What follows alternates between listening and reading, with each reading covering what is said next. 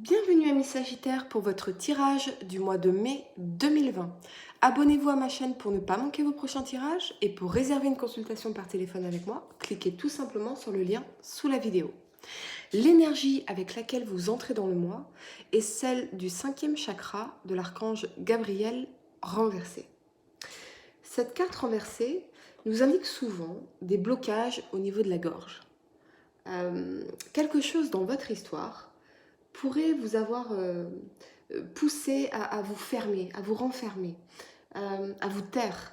Mais il est important maintenant de vraiment casser ce schéma malsain. Ou vous pourriez peut-être être dans une situation actuelle où le partage libre de vos idées, de vos opinions, de vos sentiments est quelque peu empêché. Également, on peut nous parler de peur d'expression, de vous exprimer. Et cette carte renversée peut aussi indiquer des problèmes au niveau de la gorge. Ça peut être aussi des troubles physiques qui peuvent être connectés au blocage de cette énergie du 5e chakra. Alors il est important de travailler à nettoyer cette énergie au niveau de la gorge. Vous pouvez en appeler à l'archange Gabriel et à méditer sur son pouvoir pour venir éclater tous ces blocages. Vous voyez votre gorge tourner dans une lumière magnifique bleue et prenez le courage d'exprimer votre vérité à vous-même d'abord et aux autres ensuite. Il est temps de laisser partir toute vieille peur de confrontation et vraiment de vous exprimer, de vous révolter même. Si on vous manque de respect, si quelque chose ne va pas dans votre intérêt, révoltez-vous. C'est vraiment le message ici. Et ça prend beaucoup de sens par rapport au tirage ensuite. La première carte que vous avez pour le passé est celle de la 4 de denier. On vous annonce ici de belles perspectives sentimentales. Vous avez accepté récemment de prendre soin de vous, de prendre soin de vos blessures émotionnelles et vous êtes prêt désormais à développer un état d'esprit porté sur la conquête. Je pense que ce confinement vous a fait beaucoup de bien parce qu'il vous a permis de développer votre intériorité et de prendre soin de vous sur le plan moral et émotionnel. Ce sont des choses que vous ne divulguez pas, vous les gardez pour vous parce que vous avez l'impression que personne ne pourrait vous comprendre ou parce que vous serez jugé ou des choses que vous n'osez pas dire, notamment à votre partenaire. Vous avez l'impression que voilà, on ne pourrait pas vous comprendre, on ne serait pas réceptif ici. Vous avez peut-être déjà essayé d'en parler, mais les personnes n'ont pas réagi avec compassion et bienveillance. Plutôt avec des mots durs, voire des silences ou de l'indifférence. Il y a comme un blocage de la parole ici. Et vous vous êtes quelque peu renfermé, comme un Bernard l'ermite, plus pour vous protéger ou pour protéger la relation qu'autre chose. Pour certains, vous avez enfin évacué la douleur d'une expérience très traumatisante d'enfance ou d'adolescence qui vous empêchait véritablement de vous épanouir dans la relation à l'autre, mais plus particulièrement dans votre relation avec vous-même. Désormais, rien ne peut vous arrêter dans votre quête du grand amour si vous êtes célibataire en tout cas. Les opportunités de rencontre se multiplieront, ok, en même temps que votre confiance en vous grandira. En tout cas, tous les ingrédients sont donc réunis pour que vous profitiez d'une relation amoureuse pérenne, surtout avec cet as de coupe ici, qui nous parle bien sûr de victoire, mais aussi de renouveau ou de nouveau départ sur le plan émotionnel. Si vous êtes en couple, il y a des choses que vous n'osez toujours pas révéler à votre partenaire, ou que votre partenaire n'ose pas vous révéler. Ça vous angoisse, ça vous fait peur, vous craignez sa réaction, mais quelque chose en vous n'a plus envie de cacher les choses ou de vivre dans le secret. Soit c'est quelque chose qui vous pèse sur la conscience, soit c'est des peurs irrationnelles vis-à-vis de votre partenaire et il y a un besoin profond de réassurance ici. Réalisez aussi que le rôle de votre partenaire n'est pas de prouver en permanence que vous pouvez lui faire confiance, car cela pourrait le faire fuir. Le rôle de votre partenaire est tout simplement d'être digne de confiance. Prenez conscience de vos pensées, faites du tri et un travail sur vous si nécessaire. Mais voilà, peut-être que votre intuition aussi essaye de vous dire quelque chose. La deuxième carte que vous avez pour le passé est la 9 d'épée ici. Encore une fois, on retrouve cette notion de souci excessif. Vous êtes comme prisonnier de vos propres barrières psychologiques ou alors vous avez pris conscience de tout cela pour vous en libérer enfin. Vous réalisez que vous avez peut-être tendance à vous projeter anxieusement dans le futur plus qu'à profiter du moment présent. C'est rigolo parce qu'il y a quelques années, en 2012 plus particulièrement, j'ai fait la connaissance d'un Sagittaire qui était PDG d'une compagnie aérienne croate qui m'avait dit ceci. Nothing happens like expected, so why stress? Rien ne se passe comme prévu, alors pourquoi s'angoisser? Cette phrase, pourtant très simple, a véritablement changé ma vie et déclenché mon véritable éveil spirituel à 27 ans. L'anxiété peut ici avoir des conséquences néfastes sur votre vie relationnelle. Si vous êtes célibataire, vous craignez peut-être de ne jamais sortir de votre solitude émotionnelle. Pourtant, voilà, si vous faites tout ce travail ici, vous voyez, on vous annonce de belles perspectives au niveau sentimental. Mais il y a des phases, il y a des étapes à respecter ici. Je pense que ces belles perspectives, elles arriveront plutôt en été, vous voyez. Si vous êtes en couple, peut-être questionnez-vous sans cesse le bien fondé de votre union. Il s'agit ici avant tout d'accepter de revoir votre vision de la vie et peut-être que vous avez déjà entamé ce travail effectivement avec cet as de coupe. Sur le plan professionnel, je ressens pour certains que vous réalisez que votre travail ou que votre situation professionnelle ne vous épanouit pas ou ne vous permet pas de vous développer comme vous le souhaiteriez, notamment sur le plan du développement personnel, voyez. Vous vivez peut-être une situation vécue comme une contrainte sclérosante. Bien sûr, ça peut être lié aussi au confinement. Peut-être l'angoisse au niveau des finances, mais je pense plutôt l'angoisse vis-à-vis de ces responsabilités qui sont vraiment pour vous une source majeure de stress et de contrariété. Difficile alors pour vous, et dans ce contexte, d'évoluer dans votre carrière ou simplement d'apprécier vos journées de travail. Là encore, on vous invite à la prise de recul. La troisième carte que vous avez pour le passé, c'est cette très belle as de coupe. On nous parle ici de victoire sur le plan émotionnel et de nouveaux départs, mais dans ce contexte, je vois davantage une fatigue morale qui vous assaille depuis plusieurs semaines. Le rythme effréné de votre quotidien est parfois lourd à supporter. Vos devoirs de responsabilité, votre volonté d'assurer votre avenir financier, peut-être que vous êtes patron d'entreprise et que vous angoissez parce que vous vous dites comment je vais payer mes salariés, quel va être l'avenir de la société. Il y a beaucoup de ça aussi. Je pense que ça vous pèse énormément. Ou si vous êtes à votre compte. La nécessité aussi de maintenir une vie sociale active, les enfants, l'amour, le travail. Vous n'arrivez pas à trouver du temps libre pour vous, pour recharger vos batteries. Vous accordez des moments de répit et pourtant essentiels à votre bien-être. Ne vous sentez pas coupable de penser quelquefois davantage à vous, vous en avez profondément besoin ici. La première carte que vous avez pour le présent est la 8 d'épée. Sur le plan professionnel, on nous parle vraiment ici des difficultés que vous éprouvez à ressentir la moindre forme de sérénité au travail ou vis-à-vis de votre situation professionnelle. Peut-être n'arrivez-vous pas à atteindre les objectifs que vous étiez fixés.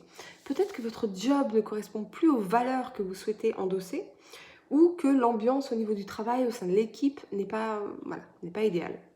Beaucoup de mots, beaucoup de conflits, beaucoup de potins, des choses qui vraiment... ça vous saoule plus qu'autre chose. Hein. Vous, Sagittaire, c'est pas trop votre truc, ça, ce genre de choses.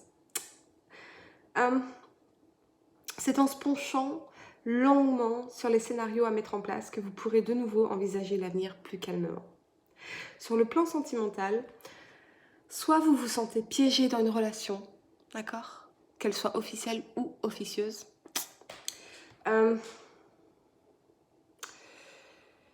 et vous ne savez pas encore si vous devez fuir ou persévérer. Soit ce sont vos croyances et vos habitudes limitantes, vos peurs, vos angoisses qui vous empêchent pour le moment de décider sereinement de l'avenir de cette relation ou qui peut vous amener aussi ou amener votre partenaire à un comportement fuyant qui vous attriste. Il s'agira ici d'accepter de rentrer dans un dialogue constructif et ouvert avec l'autre, mais avant tout avec vous-même. L'intuition et la réflexion seront à ce titre vos meilleurs alliés. La deuxième carte que vous avez pour le présent est celle du chariot. C'est un véritable appel ici au laisser-aller, au lâcher-prise et à la relaxation.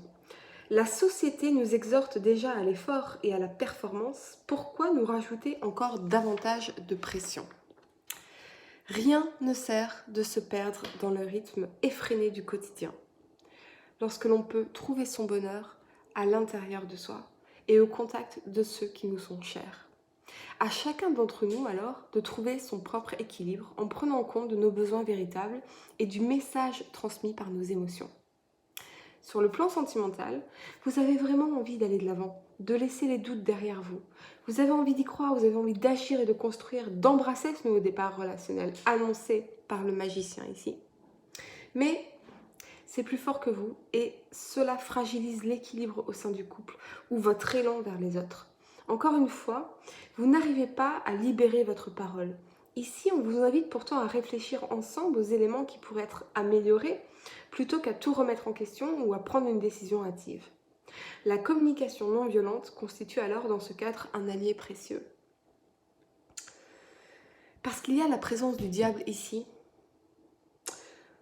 Si jamais vous sentez que l'autre n'est pas dans l'écoute et la recherche de solutions, de compromis, qu'elle n'est pas dans l'accueil de ce que vous avez à lui dire, qu'il ne respecte pas vos besoins ou vos sentiments, alors vous avez votre réponse. Vous savez ce que vous devez faire. Ok ? La troisième carte que vous avez pour le présent, c'est donc le magicien. Pour les célibataires, vous allez petit à petit retrouver cet élan vital qui vous permettra de réactiver quelque part votre vie sociale, de sortir plus souvent après le confinement, de faire de nouvelles rencontres.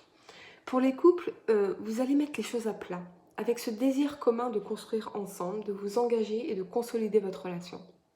Pour certains, vous allez prendre conscience que cette personne, dans le diable ici, n'est vraiment pas bonne pour vous. Et vous allez vous demander si vous ne feriez pas mieux de prendre un nouveau départ sans cette personne dans votre vie. Vraiment. La première carte que vous avez pour le futur, c'est la 7 d'épée. Pour certains, vous allez réaliser que l'autre profitait de vous, que ses promesses n'étaient pas sincères. Et il y a cette notion de fuite ici, de masque qui tombe, de manipulation mise à nu, de malhonnêteté, de mensonge, de déception, de trahison, surtout avec la carte du diable en dessous. Pour les couples, vous allez encore une fois mettre les choses à plat et mettre la lumière sur beaucoup d'incompréhension. Vous allez oser parler à l'autre de ses souffrances du passé et ça va vous faire un bien fou tout ça. Peut-être aussi un ex qui vous a traumatisé et vous avez encore du mal à faire confiance. Ou peut-être un ex qui revient et qui vient un peu fragiliser votre couple actuel. Vous avez du mal en tout cas à vous libérer de ce passé tortueux et à en parler. Il y a vraiment cette notion ici du mal à libérer la parole. C'est vraiment ça, mais vous allez le faire ici. La deuxième carte que vous avez pour le futur, c'est donc le diable. Si vous êtes en couple, bien sûr, ça nous parle de cette insatisfaction ressentie depuis plusieurs semaines, mais aussi due aux habitudes du quotidien, aux routines qui nous font parfois oublier l'essentiel, ces liens qui nous unissent et qui sont si précieux.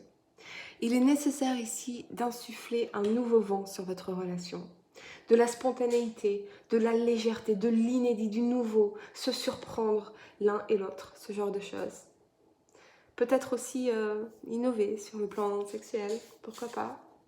Pour certains, c'est donc la présence d'une personne manipulatrice et malsaine dans votre vie, voire la réalisation d'être véritablement sous emprise. Réalisez, si c'est votre cas, d'accord, que ici, vous n'êtes pas lié au diable et que la seule chose qui vous fait vous sentir sous emprise, c'est vos propres pensées, d'accord ? Tout est dans les pensées. Vous êtes toujours libre de rester ou de partir. Ok ? Tout ça, c'est dans les pensées. On nous parle également de passion fugace et destructrice, capable de mettre à défaut les situations les plus établies. Et, ok, je vois que pour certains, c'est cela que vous n'osez pas dire à votre partenaire. Vous avez peut-être quelqu'un dans votre vie qui vous attire et c'est plus fort que vous. Ou c'est peut-être votre partenaire qui vous fait cette confession, ou vous découvrez cette trahison. Quoi qu'il en soit, bien que porteuse de joie, d'action et de plaisir sexuel intense, Toute passion ne se prolonge cependant pas en relation pérenne. Il s'agit donc de rester particulièrement prudent face à nos décisions et à nos comportements. Posez-vous ici de meilleures questions, telles que à quoi ma vie devrait ressembler dans 5 ans?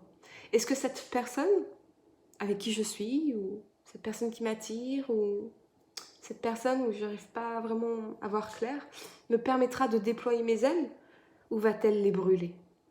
Est-ce que je peux lui faire confiance, les yeux fermés? Mais demandez-vous aussi ceci. Est-il possible de laisser libre cours à vos facettes obscures sans prendre le risque de perdre le contrôle de votre vie? Voulez-vous construire ou voulez-vous détruire? Voulez-vous vous construire ou voulez-vous vous détruire? Ce genre de questions. La troisième carte que vous avez pour le futur, c'est donc la 7 de bâton. On vous rappelle ici le caractère éphémère de toute chose humaine. Face au hasard du destin, rien n'est éternel. Pour évoluer vraiment sur le chemin de la vie, il est donc indispensable d'accepter pleinement cet état de fait.